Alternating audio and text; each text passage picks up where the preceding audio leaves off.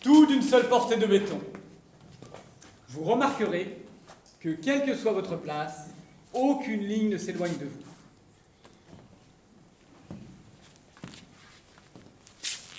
L'architecte a cherché à supprimer toutes les règles de la perspective. La perspective étant une ligne de fuite pour l'œil, où le regard se perd, espérant trouver un mieux, plus loin, là-bas. Sachant bien qu'il n'y a de mieux nulle part, l'architecte a supprimé tout tracé favorisant cette illusion. Le bâtiment n'a non seulement aucune perspective interne, mais ne figure dans la perspective d'aucun autre bâtiment. Il ne prolonge aucune avenue, aucun parc public. Il ne figure dans aucun plan de la ville distribué aux touristes.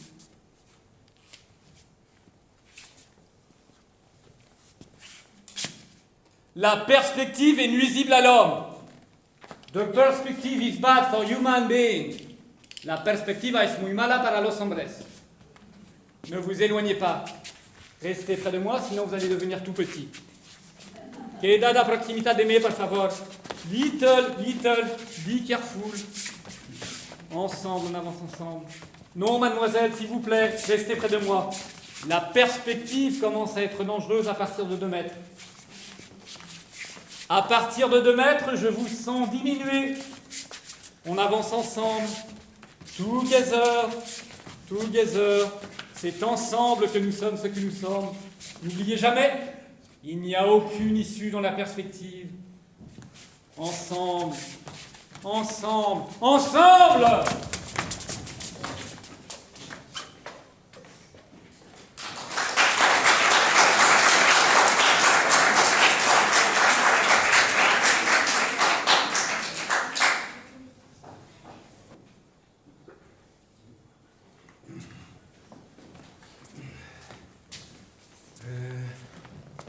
Rembrandt B12. Ou à la rigueur C12, mais Rembrandt, ça c'est sûr. Je te dis que c'est Velasquez, P9, 4e sous-sol. Mais non, Jules, si on était à Velasquez, je m'en souviendrai. Velasquez, c'est le nom de mon assureur, Henri Velasquez, qui me pompe 5 000 € par an pour ne jamais rien me rembourser. Alors, si on était garé à Henri Velasquez, ça serait marqué là, pour toujours. Moi, j'ai cette vision très nette d'un panneau place libre à Delacroix. Non, Rosine. Delacroix était complet, Renoir était plein, et quand on a vu que Fragonard était réservé aux abonnés, j'ai même dit à Maurice, tu vas voir, avec la chance qu'on a, on va se retrouver à Picasso. Et on n'y était pas à Picasso, ok? Et heureusement, je déteste ce type, tu le sais. Seulement, il y avait toutes les places qu'on voulait à Picasso. Tu m'étonnes. Et on se serait parqué à Picasso, et à l'heure qu'il est, on saurait où est la voiture, elle serait à Picasso, l'homme que Roland n'aime pas. C'était un très bon moyen mnémotechnique. Et Watteau, ça ne vous rappelle rien? Alors, si on est à Watteau, c'est idiot, parce que l'entrée du parking Watteau est de l'autre côté du musée. Exactement d'où l'on vient? Je n'en peux plus. C'est dommage. Ah non! S'il te plaît, Lisette, ne répète pas, pour la 1000e fois. C'est dommage qu'on soit pas venu en taxi. Je ne le redis pas, mais ça aurait coûté moins cher que le parking. Un taxi. Oui, mais là, Lisette, on n'est pas venu en taxi. On est venu avec la Peugeot de Maurice. Je Il vous- rêvait sans doute de garer à Picasso. Je vous dis qu'on est à Rembrandt. Je me revois braquant devant sa grosse tête, enfoncée dans son bonnet peint sur le mur du 2e sous-sol. La grosse tête de qui? Mais de Rembrandt! Il avait une grosse tête, Rembrandt? Énorme! En tout cas dans le parking. Toute peinte en vert fluo pour qu'on la voit bien dans les phares. Franchement, une grosse tête de Rembrandt peinte en vert fluo, ça m'aurait marqué. Hein. Mais il ne sait même pas la tête qu'il a en Rembrandt. C'était peut-être celle de Bruegel ou de Jérôme Bosch. Il n'y connaît rien en peinture, rien. Sinon, il y a longtemps qu'il l'aurait retrouvée, sa voiture. Si t'es si sûr qu'on est garé à Rembrandt, Maurice, peux-tu nous dire où se trouve l'entrée du parking qui mène à Rembrandt? Je la cherche, Jules. Depuis 45 minutes, je la cherche. Et tu vois, Picasso, que Roland déteste tant. Lui, il ne cherchait pas. Je sais, Maurice. Il trouvait. Et il aurait été là, Picasso. Il aurait trouvé l'entrée du parking. Oui, eh bien moi, s'il avait été là, Picasso, il y a longtemps que je serais rentrée en voiture. Tu vois comme c'est pratique, Roland, le taxi.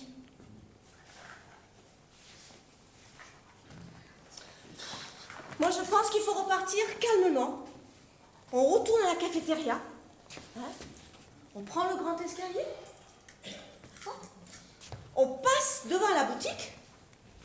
Et on traverse les mosaïques romaines. Oui, ça je me souviens, les mosaïques romaines. Quand j'étais à Rosine, mon Dieu, tous ces petits cailloux, mais quelle patience. Ouh, quelle patience. À mon avis, Maurice était déjà nerveux. parce qu'à mon avis, c'est là qu'on s'est perdu. Bon, allez, Maurice, si tu pouvais nous éviter qu'on retraverse tout ton pays en faisant quelque chose d'intelligent, je sais pas, moi, par exemple, retrouver ton ticket. Tu ne me parles pas comme ça, Roland, s'il te plaît. Moi aussi, je les ai faites. Toutes les salles. Moi aussi, je suis fatigué. Moi aussi, j'en ai marre. C'est 10 salles du maniérisme au baroque. Non, du baroque au maniérisme. Non, du maniérisme au baroque. Parfait, monsieur, je sais tout. Est-ce que maintenant il serait possible de faire du baroque au parking? Aïe! Quoi, aïe? Je dis pas aïe à toi, je dis aïe à Jules. Je sais que tu es le noyau de l'univers, Maurice. Mais sache qu'à chaque fois qu'on prononce une parole sur Terre, elle ne t'est pas forcément destinée où tu vas. Je ne te réponds pas. Pourquoi? Parce que j'ai décidé de ne m'adresser qu'à des gens ordinaires pour retrouver la voiture. Qu'est-ce que c'est que ce truc? Ça m'a fait un mal de chien. Guernica, Guernica? un tableau De qui? de Picasso. Jules, qu'est-ce que ça veut dire? C'est quoi? C'est contre moi, c'est une pulsion? T'es du côté de Maurice. C'est ça le message? C'est moi l'ennemi? On n'est pas forcé d'avoir les mêmes goûts. Non, c'est vrai, on n'est pas forcé, mais il y a des limites. Regarde le bleu qu'il m'a fait, ton Picasso. Il est magnifique. Il est magnifique. Il m'agresse visuellement et maintenant il me frappe. Et c'est tout ce que tu trouves à dire. Picasso, ça lui passera.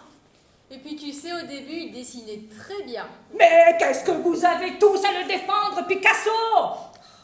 Par moments, j'ai l'impression d'être seule face à Picasso. Pas de panique, Rolanda, c'est juste une reproduction. Hein. Où tu vas, Jules? Je pars. pas. Je prends le bus, comme Picasso. Prenez le bus, Picasso. À mon avis, prenez plutôt le taxi. Tu vois, Rolande, c'est pas pour reparler des taxis. Alors, si c'est pas pour en reparler, tu n'en reparles pas, Lisette. Je crois qu'elle ne se rend pas bien compte de l'importance qu'ont pris les taxis aujourd'hui. Hein. C'est bien possible. Un jour ou l'autre, il faudra bien qu'elle accepte qu'on est entré dans la civilisation du taxi. Vous n'allez pas le croire. Vous n'allez pas le croire. Vous savez où est la voiture? À Salvador Dali. Salvador Dali, P18. Le type avec sa grosse tête enfoncée dans son bonnet en vert fluo. C'était pas Rembrandt, c'était Salvador Dali. Un copain de Picasso. Mais j'en étais sûre, Maurice, sûre. Non, Rolande, je te promets. Il ne peut pas s'en empêcher. Il est happé par Picasso. Bon, allez, on y va. Hein. Rosine a son train à 18h. Allez. Salvador Dali. Salvador Dali, P18.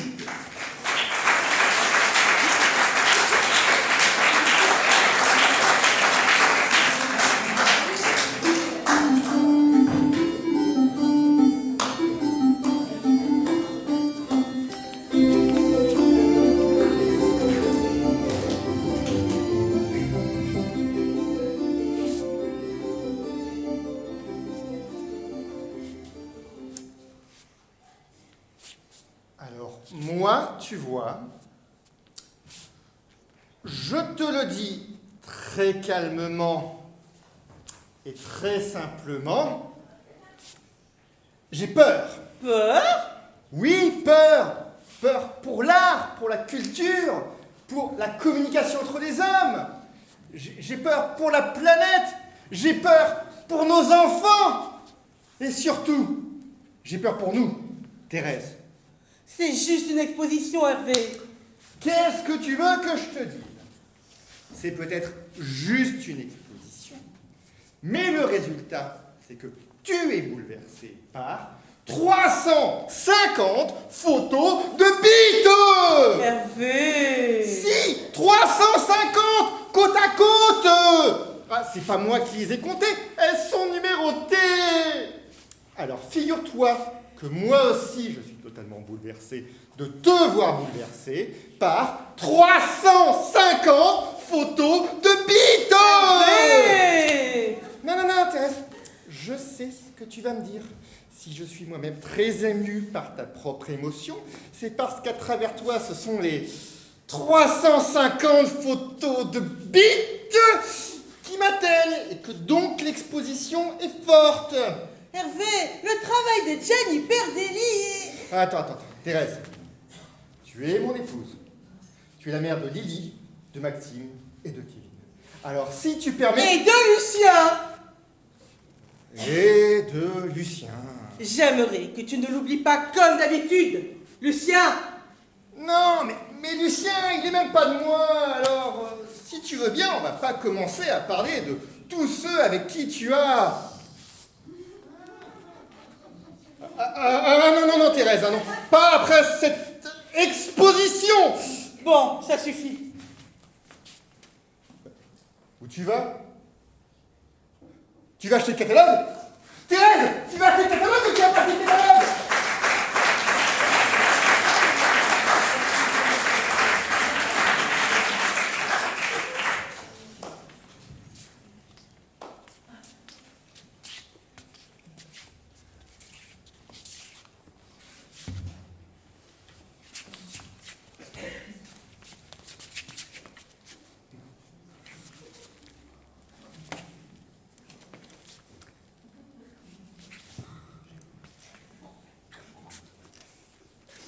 Nous rappelons qu'il est strictement interdit de prendre des photos dans les musées.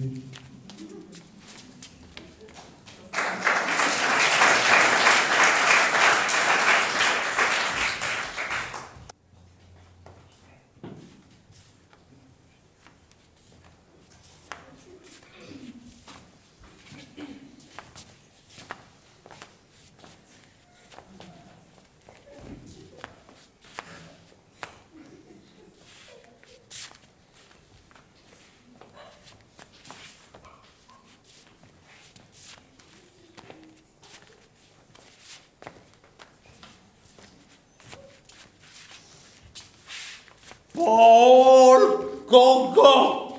Paul Gringoire. Non. Paul Gauguin.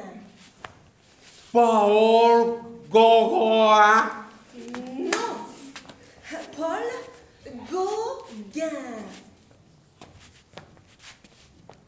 Paul Gauguin. Non. Paul Gauguin. Paul Gauguin. Non. Paul Gauguin. Paul Gauguin. Non. Paul Gauguin.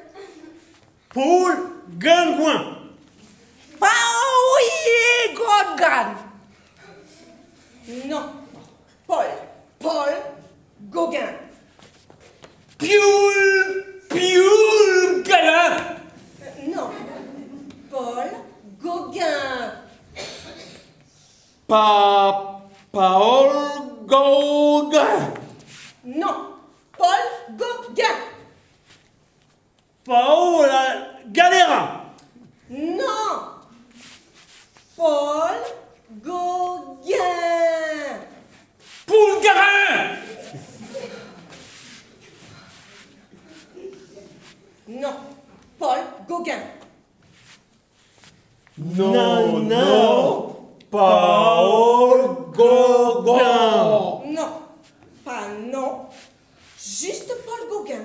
Juste Paul Gauguin. Non. Pas juste. Pas non. Paul Gauguin, c'est tout. C'est tout. Pas juste. Pas non. Paul Gauguin. Non, Paul Gauguin.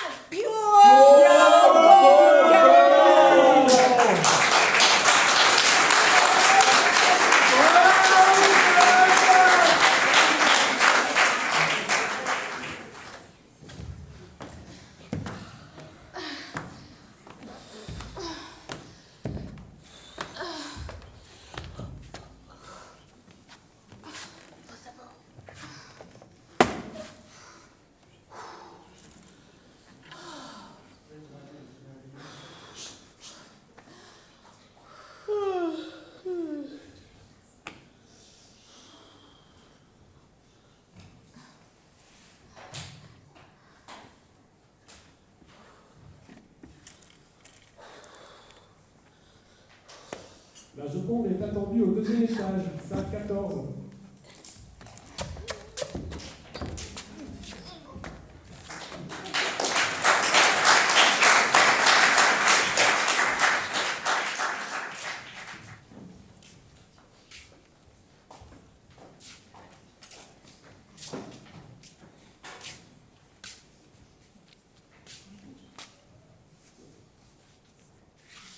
On aurait dû prendre un guide, Martine. Un guide? Mais pourquoi faire? Pour expliquer. Je ne comprends rien. Il n'y a pas à expliquer, il y a à ressentir. Eh ben, je ne ressens pas. Ça fait 1 heure que je ne ressens pas. C'est long. Parce que tu crois qu'un guide, ça ressent? Ben, ça raconte. Ça apprend au moins. Apprendre sans ressentir, merci bien. Et pour 20 € en plus, excuse-moi, mais c'est de l'arnaque. De l'arnaque, bien sûr. De l'arnaque dans un musée d'art moderne, bien sûr. Par un guide payé par la ville. Évidemment, enfin, mais tu débarques ou quoi, Thérèse? Pierre, le cousin de François, était guide, c'est pour dire. Celui qui est en prison? Oui, Pierre. Avant de tuer sa femme, il était guide à Toulouse, au musée de Toulouse. Il y a un musée à Toulouse? Oui, un musée grec ou romain. Non, égyptien, c'est ça, égyptien. Oh, je me rappelle, il voulait même cacher le corps de Lucette dans un sarcophage. Quelle histoire! Oh là là. Enfin bref, Pierre, il apprenait par cœur le prospectus qu'on distribue à l'entrée. Un prospectus gratuit. Et lui, Pierre, pour 15 €, il le récitait aux gens. Sans compter le pourboire. Tu te rends compte l'arnaque? À Toulouse? À Toulouse? Putain! Et crois-moi, les gens qui ressentaient pas, ils ne ressentaient pas plus quand Pierre avait terminé. Ça m'étonnerait quand même. Un guide qui va tuer sa femme, quand il raconte les Égyptiens, il y a une vibration, une onde en plus quand même. Tu crois? Bien sûr. Un futur assassin qui vous parle, c'est comme un héros de Corneille. Il y a de la tragédie dans la voix. On est pris. On ressent forcément. Enfin, je te rappelle qu'il récitait un texte qu'il apprenait par cœur. Et alors, les héros de Corneille, ils connaissent aussi le texte par cœur. C'est comme le prospectus. C'est jamais le héros qui l'écrit. C'est vrai. Excuse-moi, mais c'est des cons à Toulouse. S'ils ne font pas la différence entre une visite avec un guide normal et une visite avec un guide qui va étrangler sa femme. Je ne connais pas Toulouse. Tu connais pas Toulouse en plus? Non. Tu sais, Martine, par moments, je ne te ressens pas.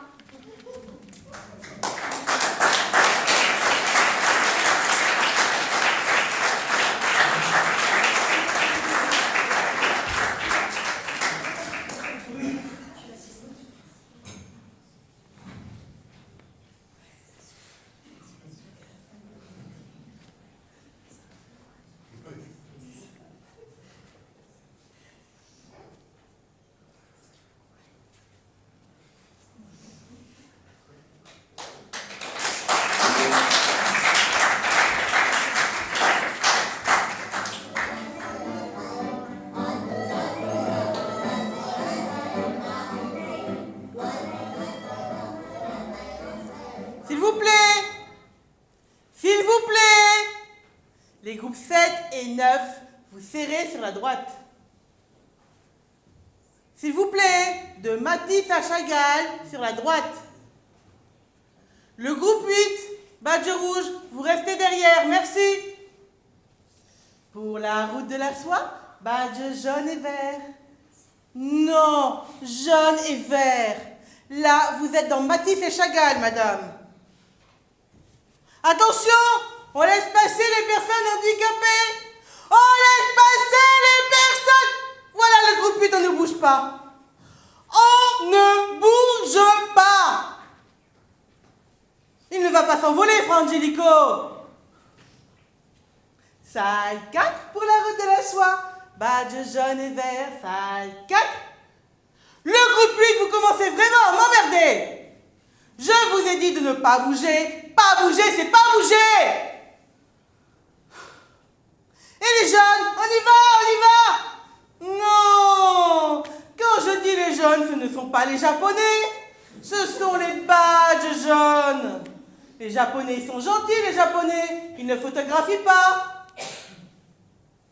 Est-ce que je vous ai dit quelque chose, Matisse et Chagall? Est-ce que je vous ai dit d'avancer? Vos gueules! Non mais pour qui vous vous prenez? Vous savez où vous vous trouvez en ce moment? Vous êtes dans la maison des génies. Chez ceux qui vous ont permis d'imaginer que vous n'étiez pas des porcs, parce que vous avez des mains comme eux, des pieds comme eux, un nez comme eux. Mais pas plus. Rien de plus. Sachez-le bien.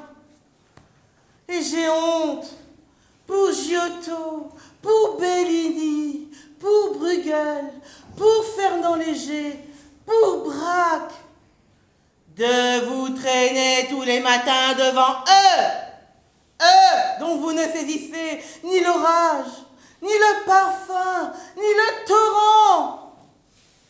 Pauvre éponge molle que vous êtes. Alors au moins, obéissez à ceux qui savent qui ils sont et qui vous êtes. Respectez les lois de ce musée. Ou s'il ne tenait qu'à moi, vous ne foutriez pas les pieds. Le groupe 8, on ne bouge pas. Main sur la tête. Main sur la tête, j'ai dit. On marque le pas sur place. Gauche. Gauche. Et en avance.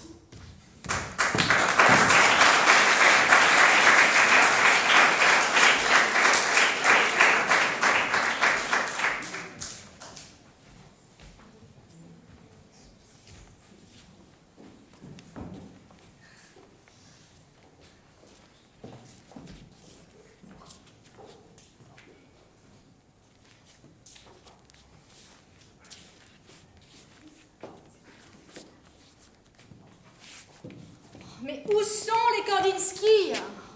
Ça fait 2 heures que je les cherche. Qui? Je cherche les Kandinsky. Qui? Les Kandinsky de Kandinsky. Hein? Oh, Kandinsky, c'est le peintre. Les Kandinsky, ce sont les tableaux. Je cherche donc les Kandinsky. Ah. Je ne suis pas folle. Il y a bien des Kandinsky à cet étage. Oh, je ne les trouve plus.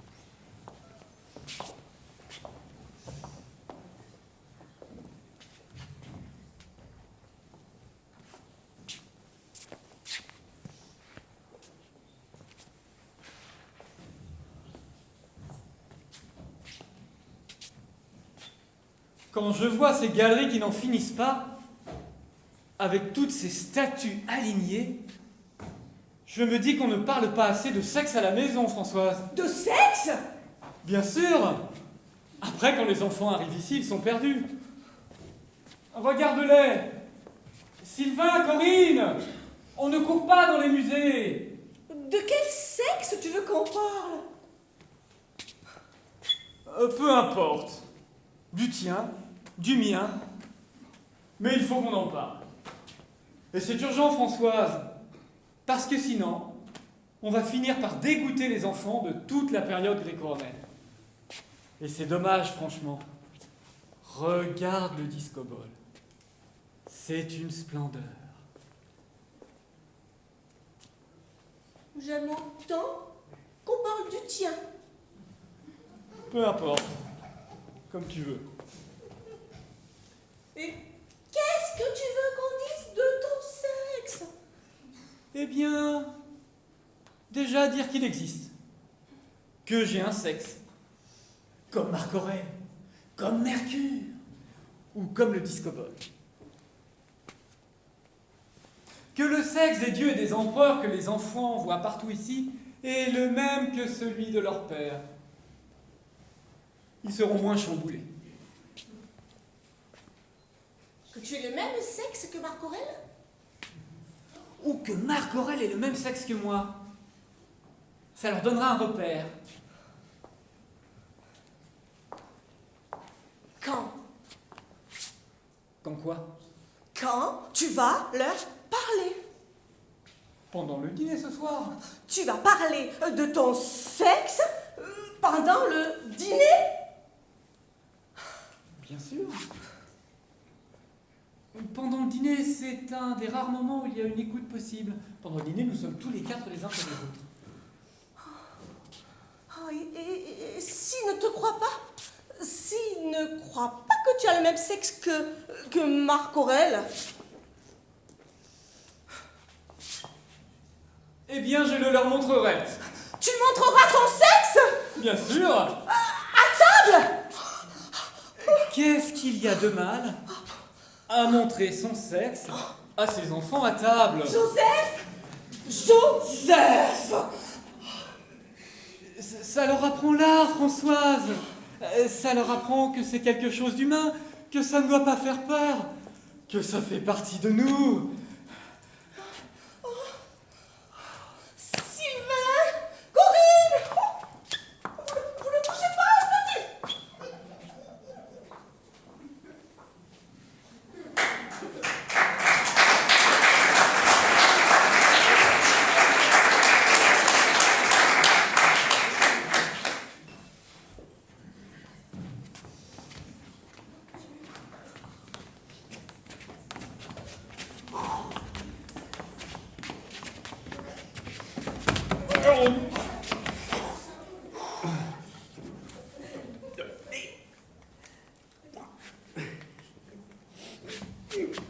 Joconde est attendue au premier étage, salle 23.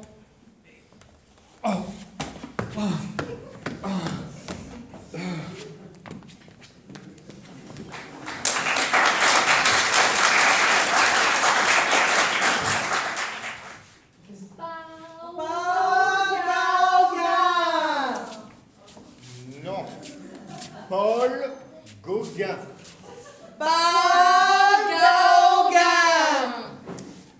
Non. Paul Gauguin. Non. Paul Gauguin. Non.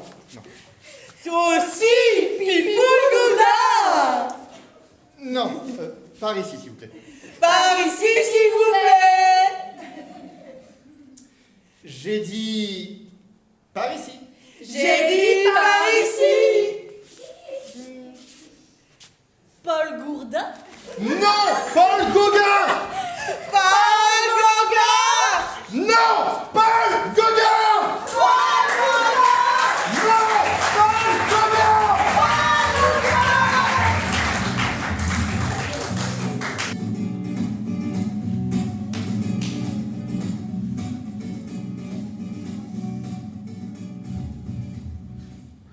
Les enfants, vous m'attendez? Je reviens.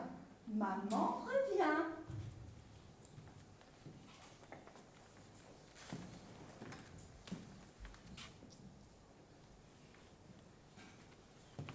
Trois billets, s'il vous plaît.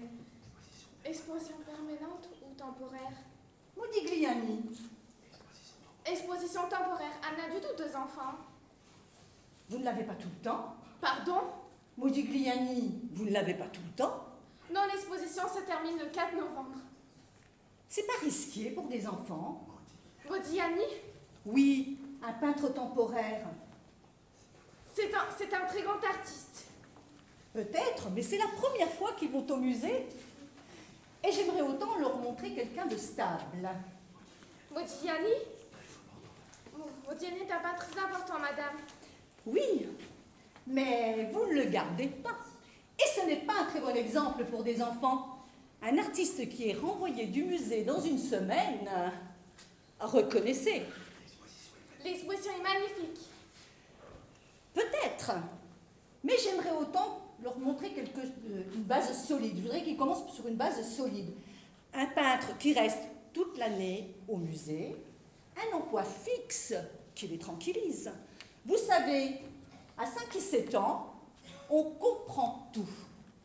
Dans ce cas, visitez l'exposition permanente. Vous avez qui en permanent? Oh, beaucoup de monde. Watteau, David, Delacroix, Renoir. C'est peut-être plus sûr, non? Comme vous voudrez. Ça fera 15 €. Je peux vous demander pourquoi vous virez Modigliani? C'est une question de place? Madame?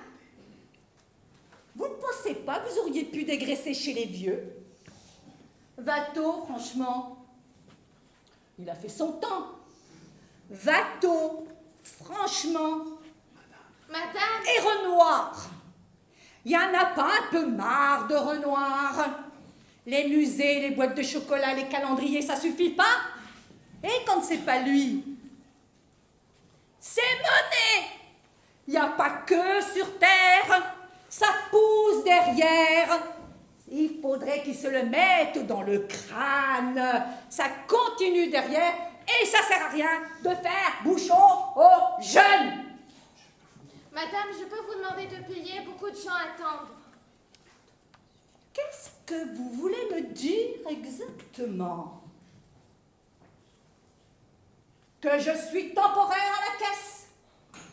Et que vous êtes permanente?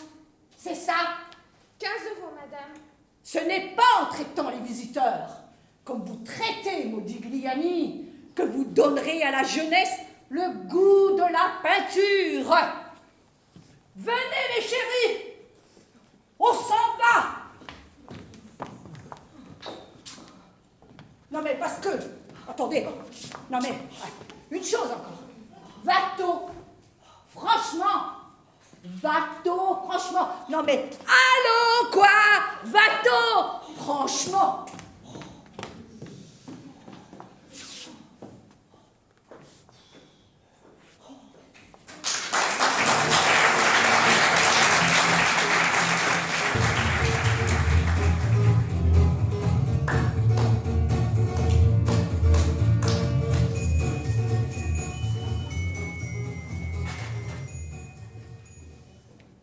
Je ne trouve pas les Kandinsky.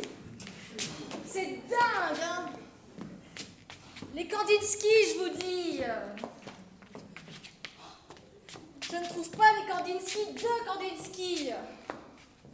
Oh, je ne peux pas gueuler dans un musée. Mais où sont les Kandinsky? Oh.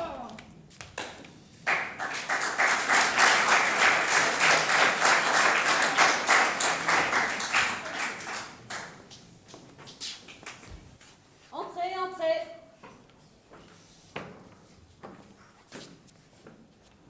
Allez.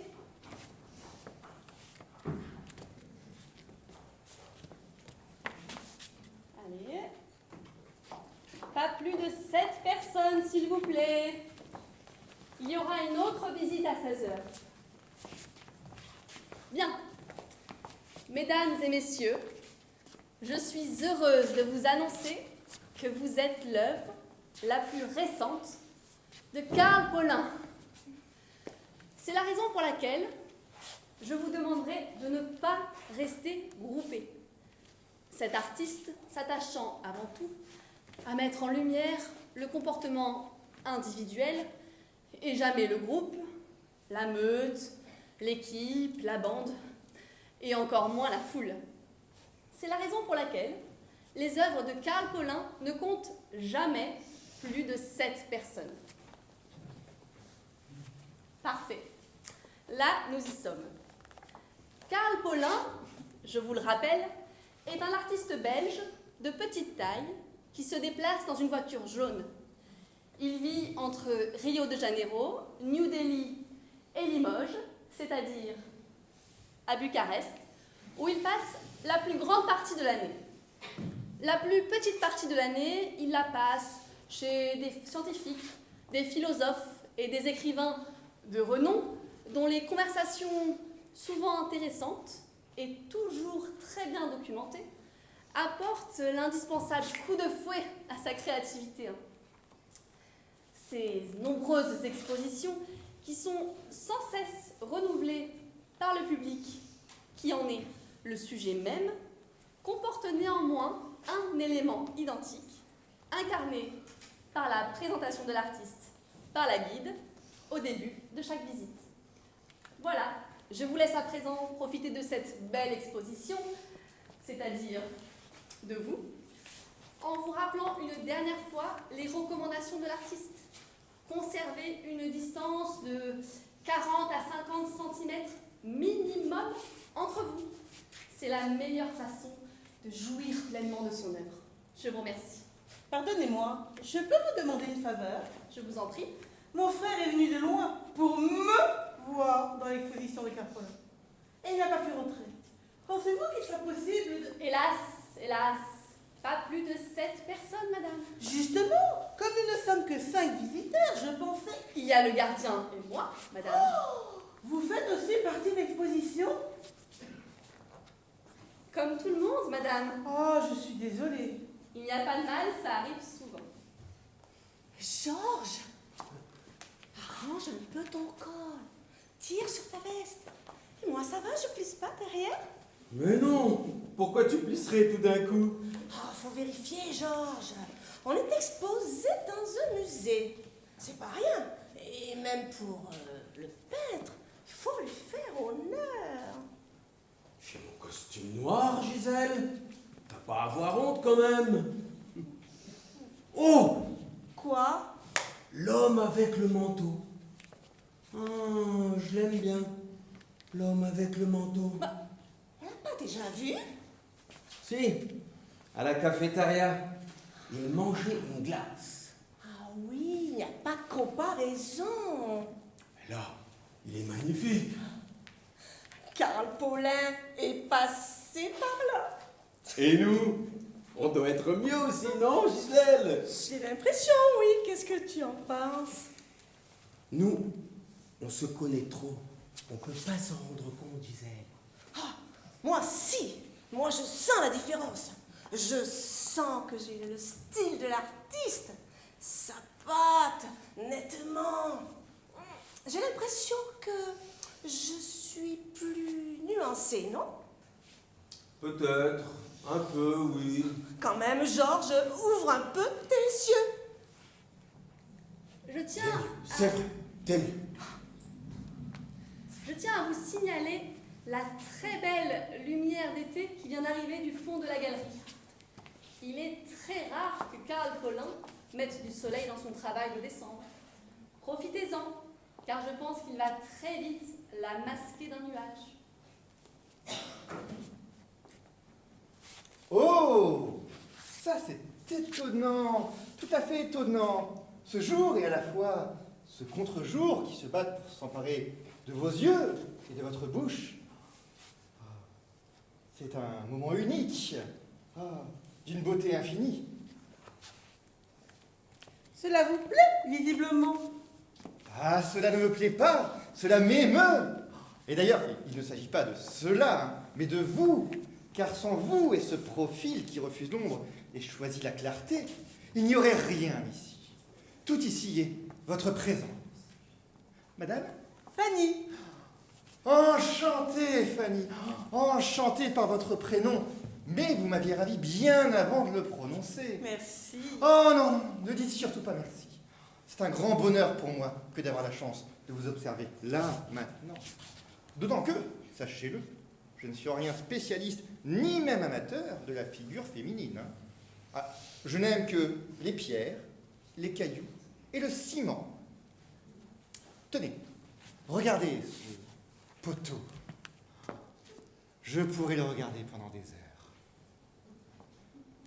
Eh bien non, soudain c'est vous que j'ai envie de voir, éternellement. Pourtant, nous étions côte à côte longtemps tout à l'heure en entrant. Et vous ne m'avez absolument pas... Ah, c'est sans doute que vous n'étiez pas assise. C'est surprenant, je me rends compte que je m'intéresse de moins en moins aux gens debout. Et vos cheveux, de quelle soie sont-ils faits? Vous permettez? On ne touche pas, s'il vous plaît. Désolé. Je peux savoir où vous joindre? Je peux lui demander son numéro de téléphone. Il est interdit de se servir d'un téléphone dans le musée. Ah, mais sachez bien, cher monsieur, qu'il n'est pas dans mon intention d'appeler cette personne maintenant, vu qu'elle est ici, devant moi. Elle peut s'éloigner. J'ai quand même une certaine maîtrise. J'ai l'habitude des expositions Paulin et des scènes de rencontre. Je sais comment elles tournent. La vitesse, l'urgence, le désir, c'est très passionné en général. Je vous assure que mon intention est de l'appeler plus tard. Vous ne l'appellerez pas plus tard, car plus tard vous serez un petit monsieur sec, rabougri, la peau, le nez et la peau craquelés par l'instabilité de température extérieure, claudiquant du pied droit, la panse amollie, le même que celui que vous étiez avant d'entamer votre visite, avant que l'artiste ne vous redresse l'allure, ne vous vitamine le regard. Et surtout, vous ne l'appellerez pas quand une fois sorti d'ici, vous découvrirez sa mine aussi défaite que la vôtre, par le dehors des musées, sans éternité, où tout se brise, se fane et meurt. Mais là, à l'instant, petit chef-d'œuvre d'existence que vous êtes, si elle ne vous quitte que d'un pas, vous ne le supporterez pas. Et votre cœur romantique, car vous l'êtes, regardez votre tête. Vous êtes dans une œuvre romantique en ce moment même. Il vous fera bondir votre cœur sur ce putain de téléphone pour entendre sa voix. Et alors retentira cette ignoble sonnerie, la même que celle du dehors, seule réalité que Karl Paulin n'a pu réinventer et qui va foutre en l'air cette installation, comme une boîte de coca sur la Pietà de Michel-Ange. Est-ce que je peux prendre une photo de vous? Non, mais achetez le catalogue. Ah, mais j'aurais bien aimé vous avoir, vous, le poteau et Fanny, dans le même axe. Impossible, mais achetez le catalogue. Vous verrez, je suis photographié au volant de la voiture jaune de Karl Paulin en février dernier. C'est moi, quand il quitte Bucarest l'hiver, qui le conduit chez les philosophes et scientifiques. C'est vous dire si je le connais. Bien, puisque tout nous empêche Je vous quitte. Vous partez? C'est rapide. Ah, vous trouvez aussi? Oui, mais c'est habituel chez Paulin. Je suis critique. Et je connais par cœur son style, que de poisson, pour terminer les histoires. Vous êtes critique? Un vrai critique? Ah oui. Mais comment? Paulin met des critiques dans ses œuvres? De toute façon, il ne peut pas faire autrement. Il sait que toute œuvre contient sa propre critique. Alors, autant qu'il choisisse qui va la faire. Et en général, c'est moi. Et alors, vous dites ça c'est bien, ça c'est mal? Non, le critique ne juge plus. Il explore. Il cherche à comprendre autrement, en expatriant sa pensée du cerveau. Du cerveau? Oui, le cerveau ne peut plus rien engranger depuis des siècles, mis à part les banalités esthétiques qui l'ont calcifié. Mais alors, vous pensez avec quoi? En ce moment, je crois beaucoup avec des organes neufs. La hanche, le biceps, nous en sommes remplis. En ce moment, je crois beaucoup au coude. Pensez avec le coude? Bien sûr, c'est un petit morceau de nous-mêmes, très bien innervé, qui doit pouvoir saisir un art totalement ignoré du cerveau. Et le pied, qui réfléchit avec le pied.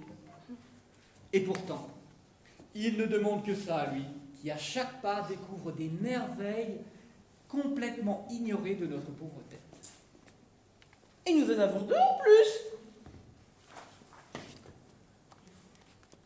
Et le foie.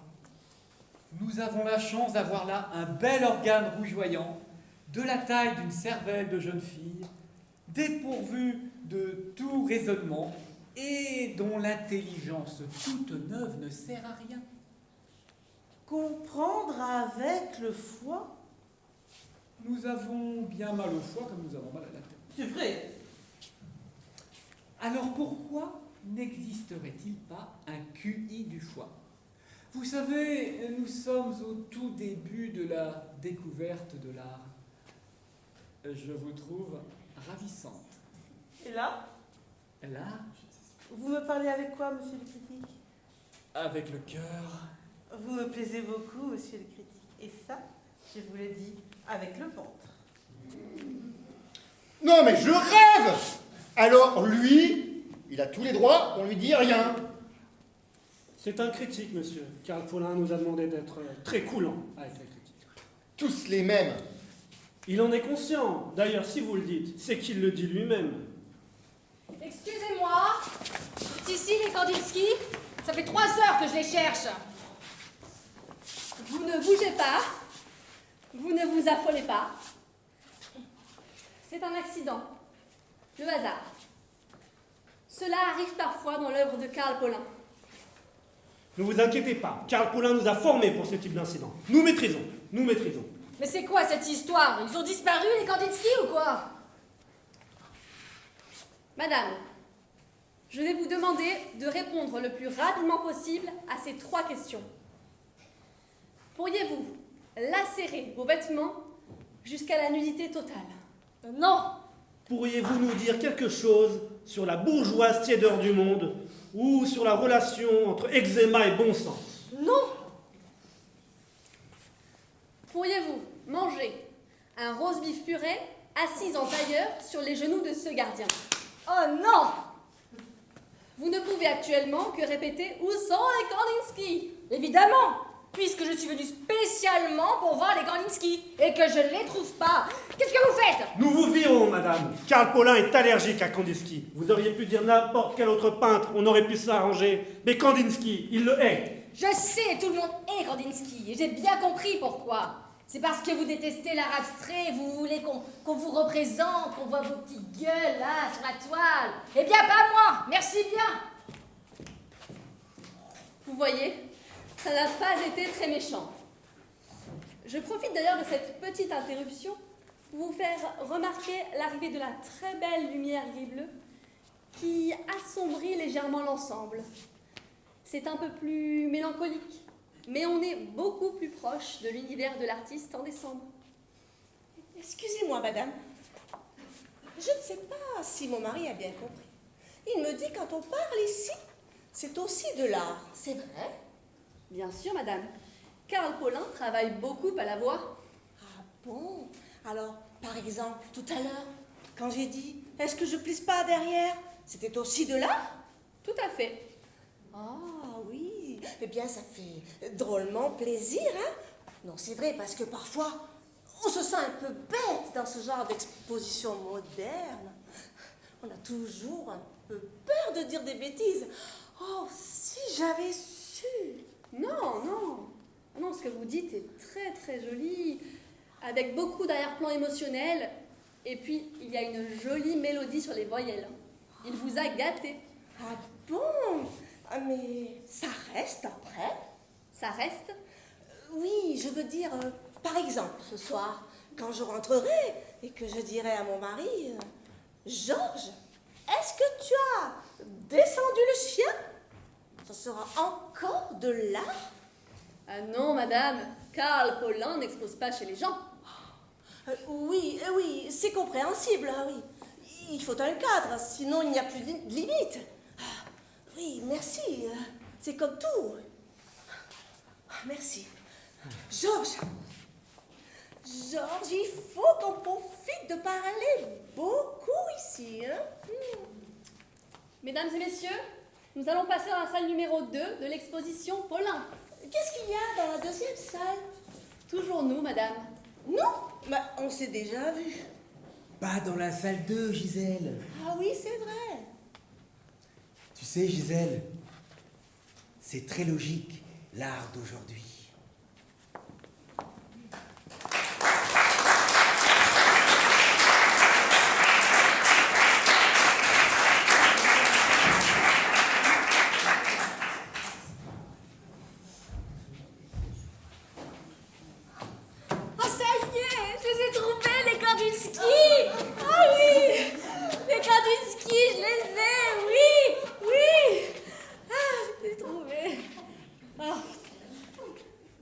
Oh, puis merde, hein.